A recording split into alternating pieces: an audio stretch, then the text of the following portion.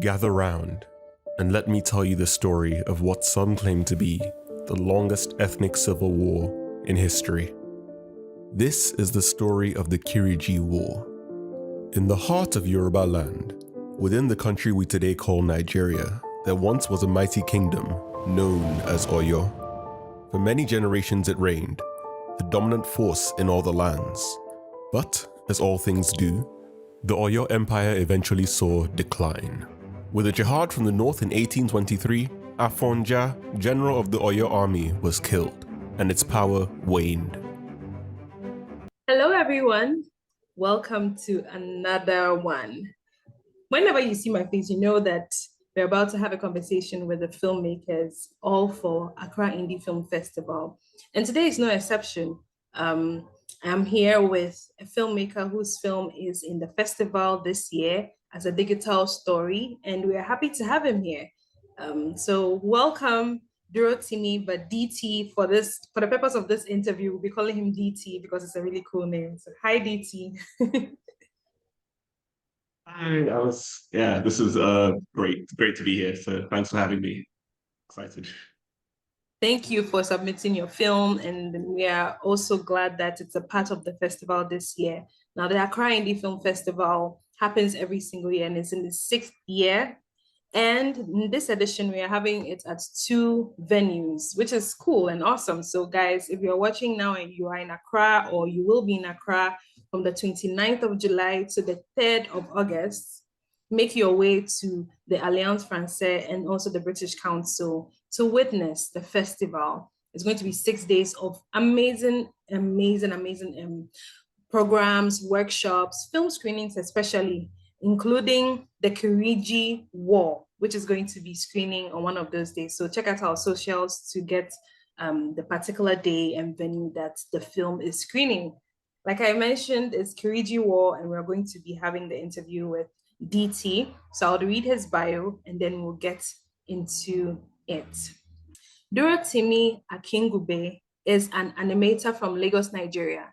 In 2008, he went to boarding school in the UK, which led him down a spiral of personal cultural identity complexes that resulted in the animated short film, The Kiriji War. He left the UK forever in 2013, heading to America to find his fame and fortune and to study animation. After failing to find visa sponsoring work, he returned to Nigeria, where he began reconnecting with Lagos and building his own idea of what it means to be Nigerian. As he sat there in Ebony Live Cinema, watching the cinematic masterpiece Across the Spider-Verse in 2023, Miles Morales spoke the iconic words that pushed him over the edge. Nah, I'ma do my thing. Durotimi's feelings of cultural disconnect but desire to know more about his people crystallized in the idea: animated short films telling stories of Nigeria and of the region that would become Nigeria. A suggestion from a local archivist was to start a Yoruba story, and 9 months of work later, the Kiriji War video was complete. The first in what he hopes to be a series of dipping into the different cultures of Nigeria, dubbed Nigeria Nomicon. And he is now back in the UK working in marketing and questioning his life's choices. A very interesting bio there. And I mean, I thought you left forever and now you're back in the UK. I thought I left forever too, but yeah, here we are. Wow, it's a very interesting bio. It's taken us through all the various emotional levels, and it's just a roller coaster of everything. But you're here to give us the story yourself. The bio kind of says it all, but we'll still like to know where it hits for you that filmmaking is actually, or animation, which is also part of filmmaking, is something that you can actually study and, make your career. Yeah, so I feel like with my interest in animation, it started probably when I was like less than 10 years old. I remember being like a little kid on our family computer. There was a software called Pivots, which you could do stick people animations in. So I remember kind of playing around with that a lot and like showing my parents and like my siblings. But at the time, I don't think that animation was really a thing that you could study in Nigeria. So it was just kind of like a passing interest that went away and didn't come back until near the end of my undergraduate degree. The university that I was at had just gotten an animation professor, so I took a couple of classes with her, and I was like, wow, I really like this animation thing. Like, let me see, like, what can I want to focus on it more. So I was at the time studying psychology and studio arts because the US lets you do like double majors and stuff like that. So I pivoted my studio arts degree to focus on animation in my thesis. And that went well enough, was well received, but I thought that if I wanted to work in animation, I would need to study it more. So I opted to do a master's in animation, which I did in the US. And I guess that's sort of like how I got into animation. So fortunate enough to have been able to study it. Yeah. Amazing. And I did not mention I mentioned it in the bio that he began writing stories about the Yoruba and about Nigeria generally, but this film is representing Nigeria at the festival. And it may or may not be coincidental that I'm wearing green, but things like this happen. Anyway, so the film, The Kiriji War, is representing Nigeria at this year's festival, and we're happy to have it. I must say it's quite a unique piece because it's the use of animation to tell stories, but not just tell a story, tell factual stories. So it's more or less like a Annie docu kind of thing before being Nigerian. So how did that settle in for you that this is what you really wanted to focus on in your animation journey? Yeah, sure. So I think this is one part born from my love of sort of video essays and like learning. So on YouTube, I'm sure people like know tons of different channels that just kind of break down topics, and oftentimes they can use animation to do that. And I figure that's a pretty engaging way to learn about stuff. And the reason why I'm focusing on non-fiction is just because I don't necessarily see myself as a fiction writer. It's more just that I have interest in the history and I want to be able to tell that to other people in a manner that is hopefully engaging rather than just like a slideshow presentation. So I think I would combine that with animation and at least some storytelling aspects. So it's not just straight up like a educational video. It's like a edutainment sort of thing. And it's quite evident in the film, The Kiriji War, because you mentioned in your bio it was a period of 9 months that you worked on this project. How easy or difficult was it for you? Tell us about the process. Give us every detail. How was it, putting everything together, getting your information? Was the research part of the 9 months, or was 9 months when you were like literally working on the animation? Yeah, so the 9 months was the research through to, I would say, what I consider to be the final export of the film. And yeah, I mean, filmmaking is often like a difficult process for any number of reasons, but for this specific film, for me, it was honestly the research that was the hardest part, just because I'm not a historian. I'm just someone with an interest in Nigeria's history. And so it was a lot of sort of looking up research papers online and kind of looking for scanned copies of old books and going through Wikipedia's sources, because I know that Wikipedia is not supposed to be a source for your research itself. Right. Yeah, so I would say that was the most difficult part. The rest of it was more just a sort of tag into the aspect of filmmaking, such that if you know how to make a film, then it's really just like being able to dedicate the number of hours it takes to each aspect of it. And I pretty much built the film around my weaknesses as an animator, in that within animation there's tons of different areas you could focus on. One thing I can't do very well is rigging, which is where you essentially create a skeleton for a character model so that you can animate it and move. And so like there's no rigged characters in the film. And that's just one way of being able to complete the project or set a scope for the project. that falls within what I could accomplish myself. So that's kind of what that 9 months was, just a very much an experimental process of trying to see how far I can take the idea. And what has been the reception? What has been the reception from Nigerians? Now, because I can understand that it might be a bit touchy, especially because you may not be seen as someone who is a localized Nigerian. People will see you like, Jebota, you don't relate to the things that we are going through as Nigerians. And this is what you have decided to do, is to tell Nigerian stories. How is the reception and how do you reconcile these two identities?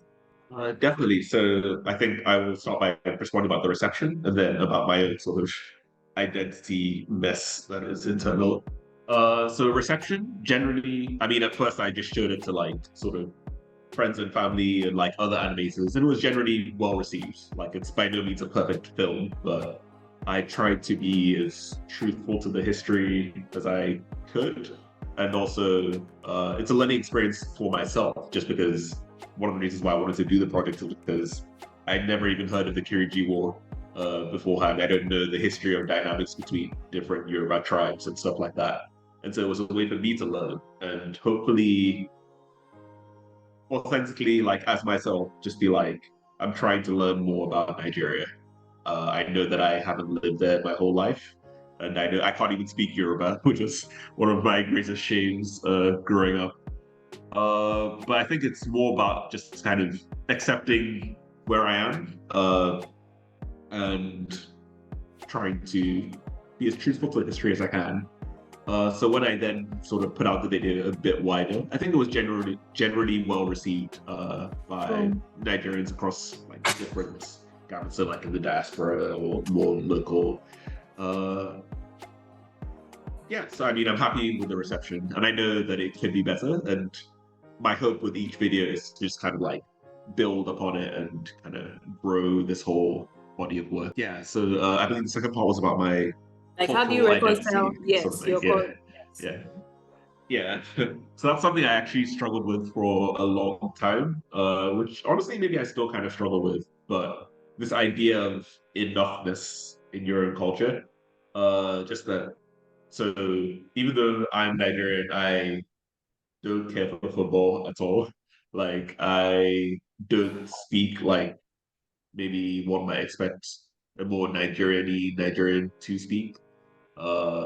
I don't like pounded yam particularly and stuff like that. So I feel like there's a lot of things that like are general associations with Nigerians that I don't fit into. But I feel like it's okay to not fit into those. It depends on how you define Nigerianness. Like, what even is that? We're just a region that was sectioned off by the British and we're like, bah, you all are one people. When really there's like so many different tribes, people, languages, culture.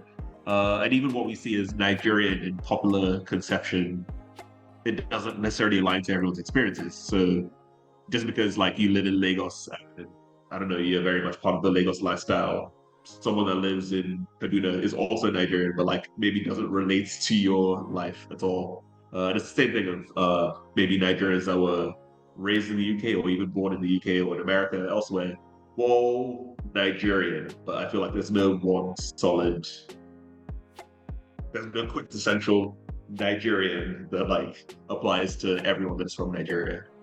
So the kind of answer I came to in my mind is more just like, I'm Nigerian by default because I have a Nigerian passport, and you know, if I get deported from anywhere in the world, that's where I'm going to be. So, yeah. But I like what you said about what really is Nigerianness, and it's resounding in the whole continent, because it's like, what really is Africanness? And that's why it's very interesting that this particular submission came at a time when the theme for this particular festival is Africa to the world to Africa. It's basically an open door. All those who are out there in the diaspora who have a sense of Africanness, or are, let me say, they are natively from Africa but do not have that, connection, it's a time for them to also connect back to their roots, and vice versa, where we are accepting that, hey, it's not just about being in Africa, it's also about just having, blood that flows through you that has that element of Africanness. So let's get to the project itself, the Kiriji Wall. why did you start with this project? Because it could have been any other story. I'm not going to give spoilers. So if you are watching hoping that I'll say something, it's not gonna happen. You have to come and watch it. But basically, I didn't know that the storyline of the film existed ever. Why did it prompt you? What prompted you to pick that particular story about the war?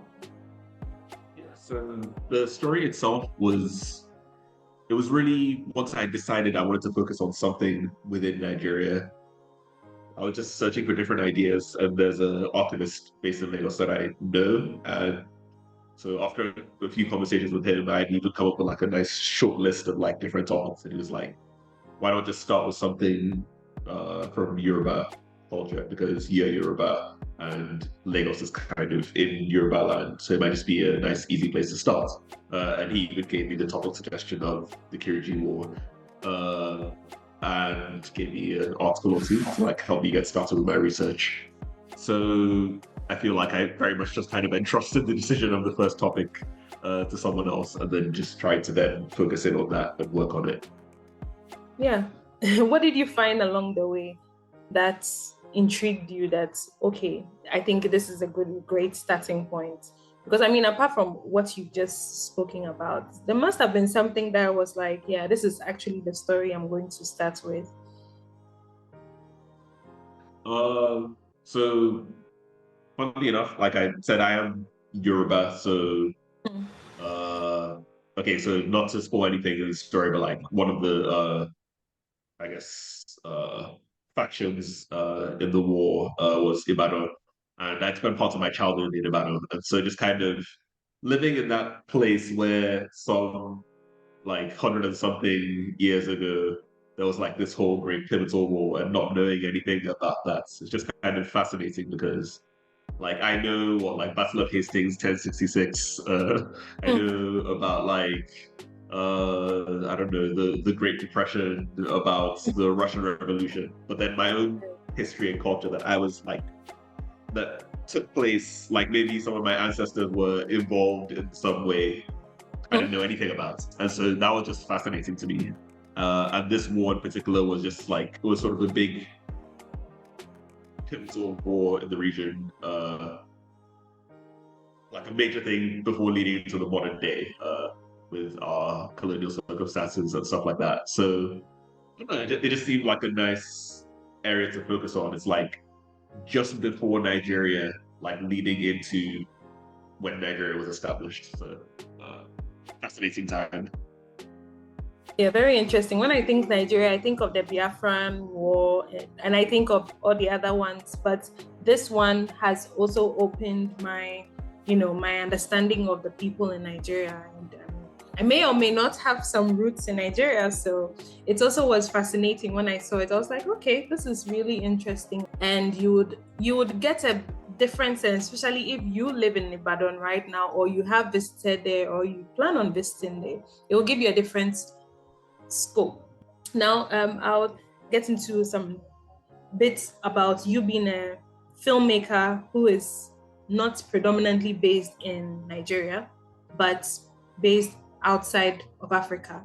How has the journey been for you? How easy or difficult has it been being an African filmmaker who does not necessarily reside in Africa, and what are the unique experiences that you have encountered?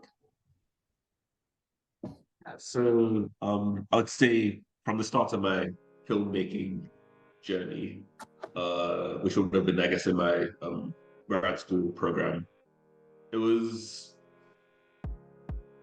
a rocky start, and that's like unrelated to being Nigerian, aside from, I guess, visa issues. So essentially, I actually started off studying 2D animation, but then this film is 3D animation.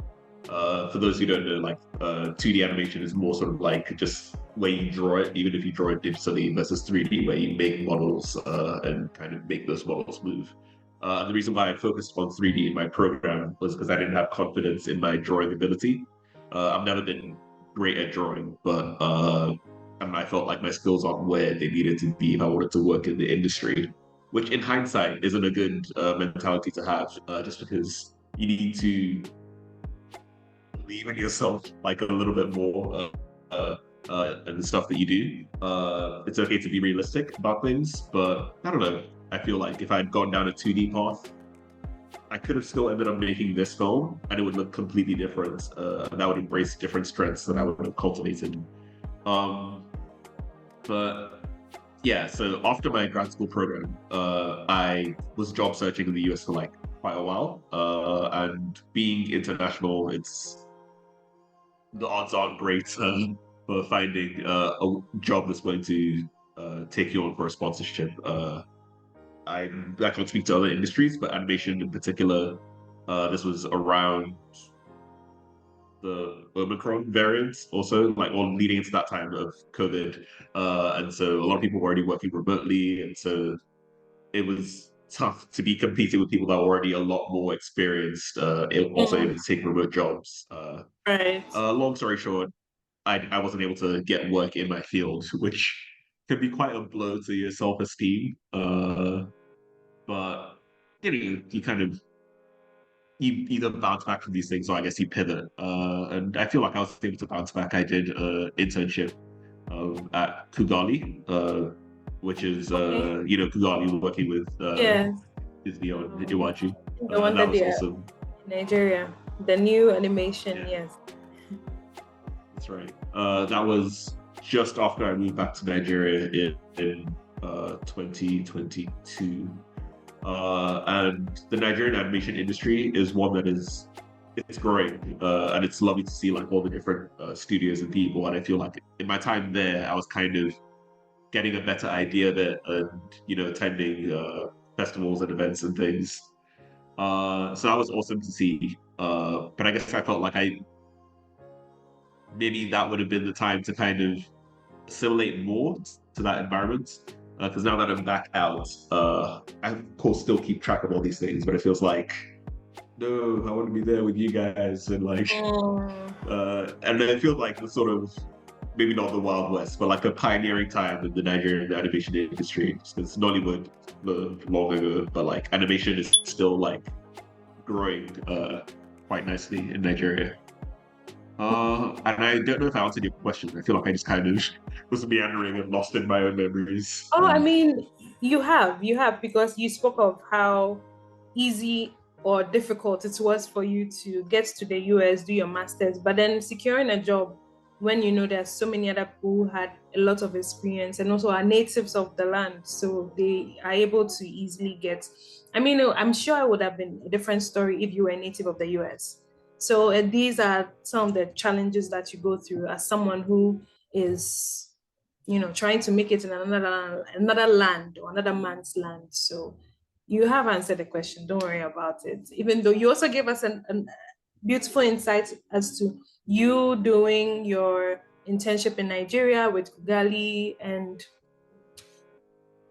I'm a bit curious, who did the narration for the film?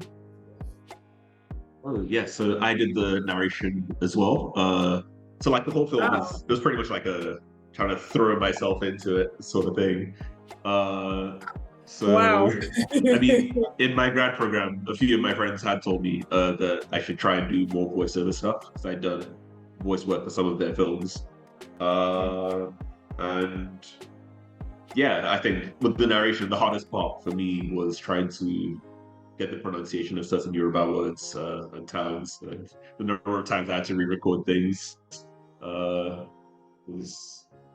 it was a lot. But I'm glad that I was able to do that. I don't know if for future videos I will do the narration myself, just because, again, coming back to that thing of authenticity, I don't want it to come across as the thing of me. I don't want to make it weird by having my voice mispronouncing Igbo words or mispronouncing Hausa words, etc. But yeah, for this video, I did the narration, and overall, I'm pretty happy with how it turned out. Yes, I'm actually impressed. I thought it was someone else who did the narration because hearing your voice now, it's completely different from what I heard in the video. So I mean, I'm really impressed, and I'm sure whoever is watching will be impressed as well. So come around and watch it. Come and watch the film for yourself and see what we are all raving about because it's actually worth it and you'd enjoy it. Are there any things you would like to share about the process that you haven't spoken about already? Yeah, I mean, I guess maybe just a bit on the philosophy of filmmaking, in that it's very much like a marathon rather than a sprint. I mean, I don't know what people's preconceptions of filmmaking might be otherwise, but it's sort of planning things out and finding the time and motivation to stick with it. Obviously, it's tough, like work, if you don't have the time, because many people, animation or filmmaking is more just kind of like a thing on the side. But you need to find ways to kind of keep the passion alive. For me, that's sort of going on websites like Vimeo and watching the selected animated short films. It's just so cool to see what people can create out of their imagination. One thing I would say that I would like to do better in the future is collaboration, just because 9 months is a long time, especially that was when I had more time to dedicate to it. And so being able to collaborate with others and find ways to kind of break down the work and do things as a team will help you get to the end faster, and it will probably make the end product better if you're able to like rely on other people's strengths in order to create something. That said, it can be nice to also just kind of create something for yourself. So just a little statement that I thought put out there. That's interesting.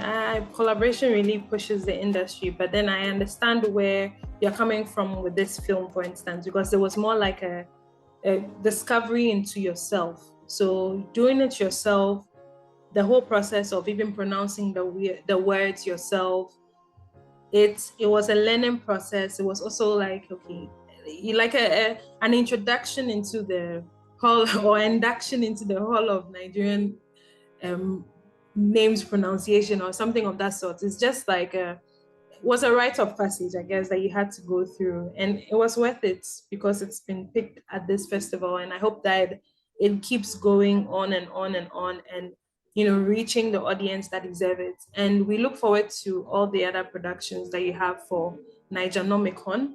So tell us, if you can share some of the projects that are upcoming and when to expect them. Yeah. So I've been working on what will be the next sort of big video. It'll be about 10 minutes long. It's going to be on another sort of pivotal conflict, but this time we're going up north. Okay. So I don't want to spoil anything about it, but yeah, it's a pivotal conflict focusing northern Nigeria.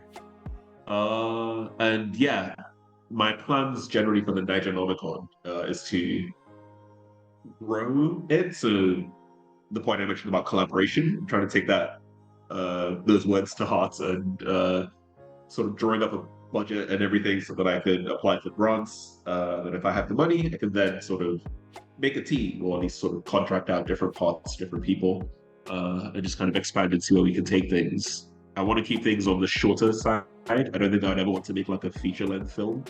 It's more just for me about these little short films focusing on Nigerian history and of the region that would become Nigeria. And we look forward to all those projects, and we want to say congratulations again for making it into the Accra Indie Film Festival with your film, The Kiriji War. And I would say it again, I've said it already, come 29th of July to the 3rd of August, the Accra Indie Film Festival is happening, and we're going to be screening the film. So visit our website and visit our socials to get all the information you need on when exactly the Kiriji War and where it will be showing. Thank you so much, DT, for your time. Thank you very much for having me. This was great and also nerve-wracking. Well, for me But, too. yeah. It's never easy, but I'm glad that we were able to go through it, and people have heard from you yourself about the project. So they should come in their numbers to watch it. And hopefully one time you visit Accra. Definitely. I've been before, but I will again. Okay. Unfortunately, I won't be able to make it in person for the festival, but attend, be there, or be square. All right, guys, you had it yourself. And thank you for watching the video up to this point. We have another one coming your way pretty soon. So keep it logged and be on the lookout for that. But from me and from DT, it's bye.